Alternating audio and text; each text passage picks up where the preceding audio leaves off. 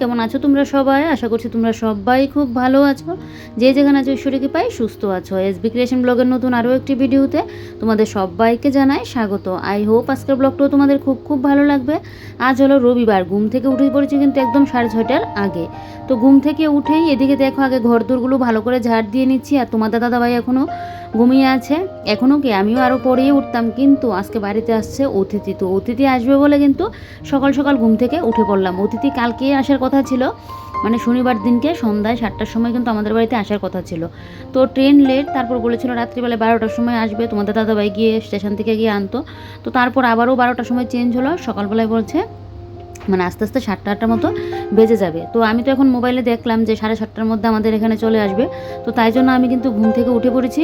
আর এদিকে তোমাদের দাদাভাইকে এখন আর ডাক দিলাম না, যে ও এখন একটু শুয়ে থাকুক, পরে না হয়ে উঠবে, ওরও তো শরীরটা ভালো না। তো তাই তোমাদের দাদাভাইকে কিন্তু আর ডাকটা দিইনি। তো আর আমি সকাল সকাল উঠে পড়েছি, কারণ বাড়িতে অতিথি আসবে। এখন যদি আমি শরীর অসুস্থ বলে শুয়ে থাকি তাহলে কি আর চলবে বলো? শরীর তো খারাপ আছেই, তোমরা জানোই এটা, মানে ব্লগ দেখ মানে জানোই তো। তো খারাপ থাকলো, এখন একজন অতিথি আসলে আমি তো আর বিছানায় শুয়ে থাকতে পারবো না। তো তাই জন্য কিন্তু সকাল সকাল উঠে পড়েছি। আর অনেক দিন বাদে কিন্তু দিদিরা আসছে, যদিও তোমরা আমার ব্লগে আগেও দিদিদেরকে দেখেছিলে তোমরা, তবে নতুন যারা আছো তারা কিন্তু দেখুনি মনে হয়। তো আজকে তো তোমাদের সাথে শেয়ার করবো, দিদিরা আগে আসুক তারপর গিয়ে করবো। হয়ে যাবে প্রায় 1-2 বছরের মতো, তারপর কিন্তু দিদিরা আসছে। তো কালকে আসতে পারলে বেশ ভালো ছিল, মানে আরও একটা দিন বেশি থাকতো এরকমটা। তো ট্রেন যেহেতু লেট, আর কী করবে, 13 ঘন্টা লেট করেছে ট্রেন। তো তাই জন্য কিন্তু আজকে আসছে। তো আমি আগে 2টা ঘর ভালো করে ঝাড় দিয়ে নিলাম। আর এদিকে আমার শাশুড়ি মাও সকাল সকাল উঠে এদিকে স্নান টান করে এবারে দেখো পুজোর জন্য ফুলও কিন্তু তুলে নিচ্ছে। এই যে ইয়েটা আকন্দ ফুল বলছি, ধুত্রা ফুলের কালারটা দেখো কী সুন্দর, এগুলো নাকি রামদূতরা। তো আমার শাশুড়ি মাকে বললাম একটা ঢাল এনে দেওয়ার জন্য, কারণ আমার কাকি শাশুড়ি মাও একটা ডাল লাগিয়েছে, বেশ সুন্দর হয়েছে। কারণ এমনিতে তো আমি জানি ধুত্রা ফুলের ডাল লাগালে হয় না, কিন্তু এই রামদূতরাগুলো নাকি ডাল লাগালে হয়ে যায়। আমার এত ভালো লেগেছে। আর যেহেতু আমার ঘরে শিবলিঙ্গ আছে, তো তাই ভাবলাম যে না, একটা আমার ঘরে মানে বাড়িতে একটা ধুত্রা ফুলের গাছ লাগাতেই লাগবে। তো এদিকে দেখো এবারে বোতলগুলোর মধ্যে জল ভর্তি করে নিলাম, কারণ বোতলগুলো খালি পড়ে আছে। তো তাই জন্য ভাবলাম আবার জল টল দিতে গেলে আবার একটা অসুবিধা, ওই ফিল্টার থেকে নিয়ে দেওয়া। তো বোতলগুলো যদি ভরা থাকে একটা ভালোও লাগে। তো এদিকে তাই জন্য কিন্তু বোতলগুলো ভর্তি করে রাখছি। শরীরটা খারাপ বলে মানে ঠিকঠাক করে যে একটু ঘরদোরগুলোকে গুছিয়ে পুছিয়ে মানে একদম পরিপাটি করে একটু করে রাখবো, বাড়িতে যেহেতু অতিথি আসছে। মানে একদম আবার আলাদা করে একটা বিছানা চাদর পাতা করা, ওগুলো আর করতে পারছি না, জানো তো। শরীর যেহেতু ভালো না, আর বেশি একটা চাপও নিচ্ছি না, কারণ বেশি চাপ নিলে যদি আবার আমার শরীরে ওই প্রবলেমটা হতে থাকে। এখনও হচ্ছে হালকা হালকা। তো তার জন্য কিন্তু বেশি একটা করছি না, যতটুকু করার তো সেটা করতেই লাগবে। আর এখন অতিথি আসবে, আমি এখন অসুস্থ হয়ে পড়ে থাকলে তো আর চলবে না বলো। তো এদিকে দেখো এবারে জলের বোতলগুলো ভর্তি করে রেখে এদিকে এবার আমার জন্য নিয়ে নিচ্ছি একটা গ্লাস জল। আমি এদিকে মুখ ধুয়ে নিলাম, আর তোমাদের দাদাভাইকেও এখন ডাক দিয়ে আসলাম যেন উঠে যায়, কারণ ওই যে ওরাও চলে আসবে। আর বিছানাপত্রটা যদি একটু গুছানো না থাকে বলো, একজন লোকজন আসলে যদি ঘরের বিছানাটাও না তোলা থাকে, তো তোমাদের দাদাভাইকে বললাম যে উঠে পড়ো, বিছানাটা আমি গুছিয়ে নেবো। তো এদিকে দেখো আমি জলটা এখন খেয়ে নিচ্ছি, আর তোমাদের দাদাভাই বলছে তোমার বিছানা গোছাতে হবে না, আমি এই বিছানাটা তুলে নেব। আর এদিকে তোমাদের দাদাভাইকে দেবো চা করে। আর এই যে দেখো এই যে অতিথি আসছে, অতিথি 2-3 দিন মানে আগে থেকে আসার আগে থেকে আমাকে বলছে যে অতিথিকে যেন আমার হাতের স্পেশাল গুদক রান্না করে খাওয়াই। একদিন আমি সজনে ডাঁটার গুদক করেছিলাম, এটা ফেসবুকে রেসিপিটা শেয়ার করেছিলাম, ফেসবুকে তো এটা খুব ভাইরাল। তা আমিও একদিন করে খেয়েছিলাম, দুর্দান্ত লেগেছিলো। তো আমার ভিডিও দিদি দেখে, ওই দিদি তখন আমার কাছে বায়না করেছিল এই গুদকটা যেন করে খাওয়ায়। তো তাই জন্য কাটাকুটি করে নিয়েছি। আর এই যে দেখো আমাদের স্পেশাল অতিথিকে কিন্তু চলেও আসলো। তো দিদিদের বাড়ি তো গুয়াহাটি। তো আমিও গিয়েছিলাম একবার, আমার হয়ে যাবে মনে হয় 5-6 বছর, 5 বছর তো হবেই, গিয়েছিলাম যে 4-5 বছর। তো দেখো দিদি আর দিদির মেয়ে এসেছে, অনেকদিন বাদে আসলো, আর সবাই মিলে তো গল্প গুজব হচ্ছে। আর এদিকে আমি তোমাদের দাদাভাইকে কিন্তু আগে একবার চা করে দিয়েছিলাম, ও চাটা করে খেয়ে নিয়েছে। আর এখন আমি আবার দিদিদের জন্য কিন্তু করলাম। তো ফার্স্টে গরম জল করে নিয়েছি, গরম জল খাবে। আর আমি যে চা করলাম, আর দেখো দিদির মেয়ে এসে কী করছে, আমি যে ভিডিও করছি বলছে এরকম এরকম করে দেখাচ্ছে।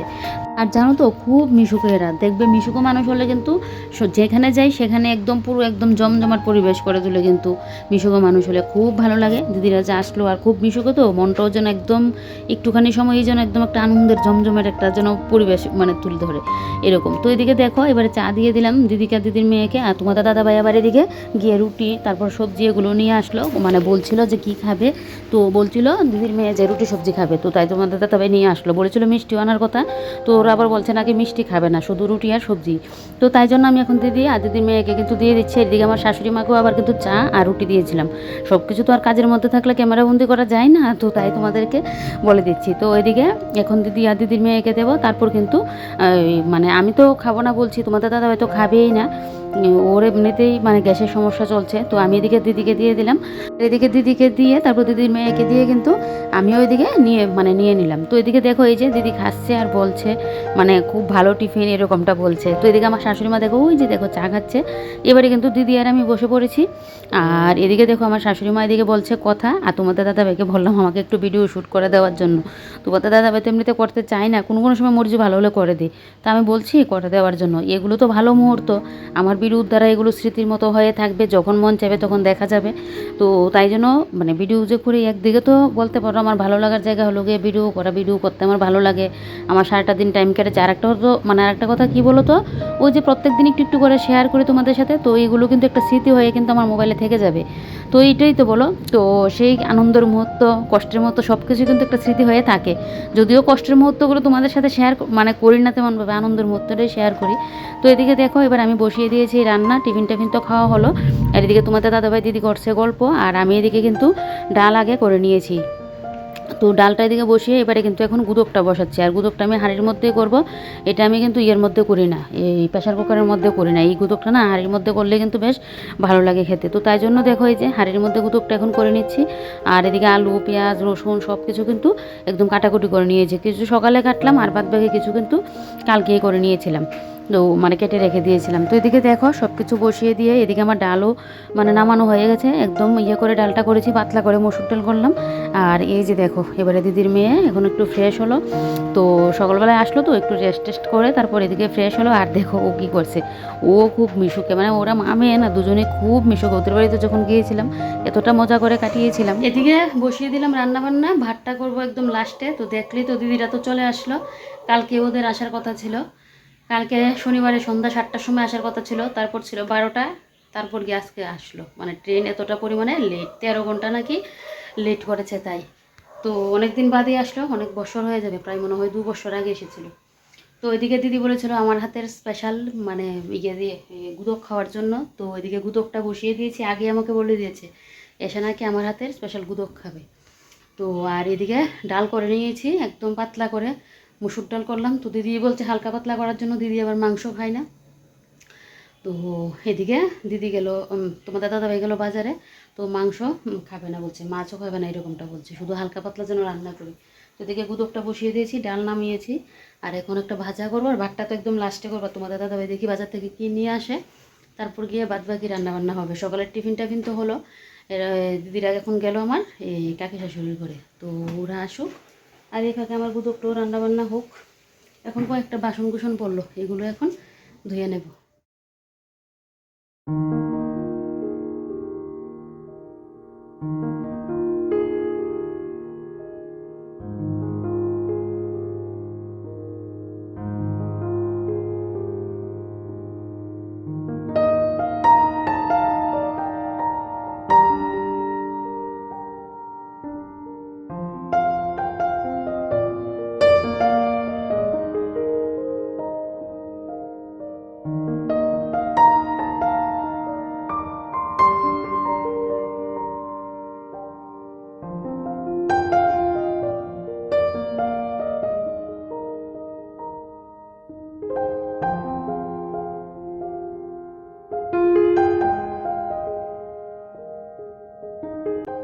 পটলটাকে আগে ছুরি দিয়ে পটলের গায়ে থেকে ভালো করে খোসাটাকে ছাড়িয়ে নিচ্ছি। আমার দা দিয়ে করতে গেলে না অসুবিধা হয়, দা দিয়ে তো কেটে নেব, তো পটল মানে ইয়েটা দিয়ে কিন্তু আগে ছাড়িয়ে নিলাম। আর এদিকে দেখো তোমার দাদাভাই নিয়ে আসলো মাছ, তো মাছটাকে ভাবছি আজকে মাছের তেল ঝাল বানাবো।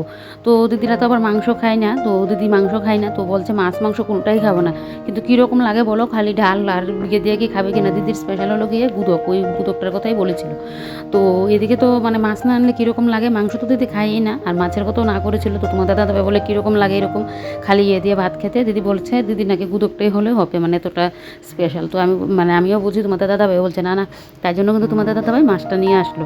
তো এদিকে মাছের তেল ঝাল বানাবো, আর এদিকে দেখো এবারে রান্নাঘরটা একটু ওই যে কাজ করছি, আর বুঝতেই তো পারছো মানে এদিকে চারিদিক দিয়ে ইয়ে করছি, তো তাই জন্য একটু আবার রান্নাঘরটাও ফাঁকে ফাঁকে কিন্তু পরিষ্কার করে নিচ্ছি, কারণ এখন যদি পরিষ্কার না করি তাহলে আবার হবে না, কারণ বাড়িতে লোকজন আসলে দেখবো ওদের সাথে তো একটু গল্প করতে হয় বলো। এদিকে আমার শাশুড়ি মা আর দিদি কিন্তু এখন মানে কথা বলছে, আর তোমাদের দাদাভাইকেও আমি খেতে দিয়ে দিয়ে দেবো, কারণ ও তো আবার এদিকে খেয়ে দোকানে যাবে তাই। তো এদিকে দেখো এবার এই জায়গাটা মুছে একটু পরিষ্কার করে দিলাম, আর এবারে মশলাদানিটাও আমি কিন্তু ভালো করে মুছে নেবো। আর তোমাদের দাদাভাইকে বললাম আমাকে মাছের যে ইয়েটা কেটে রাখলাম, পেঁয়াজটাকে নুন মেখে কেটে রেখেছি, তোমাদের দাদাভাইকে বললাম একটু আমাকে মাছটা যেন একটু মেখে দিয়ে যায়, কারণ এটার মধ্যে তো লঙ্কার গুঁড়ো টুড়ো দিয়ে করছি। আমার এমনিতেই একটা মানে চুলকানোর প্রবলেম হচ্ছে, ওষুধটা খাওয়ার পর সারা শরীরে চুলকাচ্ছে। এখন যদি আমি মাছটা মাখতে গিয়ে আমার যদি আমার হাতে জ্বালা করে, তাই জন্য তোমাদের দাদাভাইকে বলেছি। তো ও বলছে মাছটাকে আমাকে নাকি মেখে দেবে। তো এদিকে কিন্তু ডাল নামিয়ে নিয়েছি, তারপর তোমার গুঁতো কত বসিয়ে দিয়েছি। আর এদিকে দেখো এই যে এবার আমার রান্নাঘরের যে টুকিটাকি কাজ, এই কাজগুলো শেষ করে নিচ্ছি, যত তাড়াতাড়ি পারা যায় রান্নাবান্নাটা কমপ্লিট করে নেবো, তাহলে তো ওদের সাথে বসে বসে গল্প করতে পারবো। তারপর ওরা আবার আজকে থাকবেও না, ওরা একটা অনুষ্ঠানের জন্য এসেছে, মানে দিদির বাপের বাড়িতে যাবে। তো অনুষ্ঠানটা কালকেই, তো আমাদের বাড়িতে তো কালকে আসার কথা ছিল, মানে আজকে সকালবেলায় যেত, একটা রাত্র থাকতো, সকালবেলায় থেকে বিকেলের দিকে চলে যেত। কিন্তু ওই যে কালকে অনুষ্ঠান, আজকে যেতেই লাগবে, ওইখানে গিয়ে দিদির আবার কিছু কাজও আছে। তো এদিকে দেখো তোমাদের দাদা হয়তো মাছটা মেখে দিয়েছিল, আরেক পাশে আমি এদিকে বসিয়ে দিয়েছি আমাদের সকালের জন্য ভাত। আর এদিকে দেখো করে নিচ্ছি মাছের তেল ঝাল। তো দুইটা রেসিপি কিন্তু আজকে একদম নতুন করে করছি, এরকম করে জানি না দিদি কোনোদিন মাছ খেয়েছি কিনা জানি না। তো আমার মাছ রান্না কমপ্লিট, দিদি আবার এসে লাড়া দিয়ে বলছে যে দেখি কীরকম করেছে। তো আমি বলছি তুমি রান্না করছো, বলছে না না লোকে বুঝবে আমি যে কীরকম রান্না করছি। আমি বলছি না না লোকে বুঝবে যে তুমি রান্নাটা করছো। এদিকে দেখো মাম চলে আসলো, মানে দিদির মেয়ে চলে আসলো, ও আবার কথা বলছে, আর দিদি এদিকে সেন্টটা শুনে বলছে যে খুব নাকি দুর্দান্ত লাগছে, মানে সেন্টটা এরকম বলছে।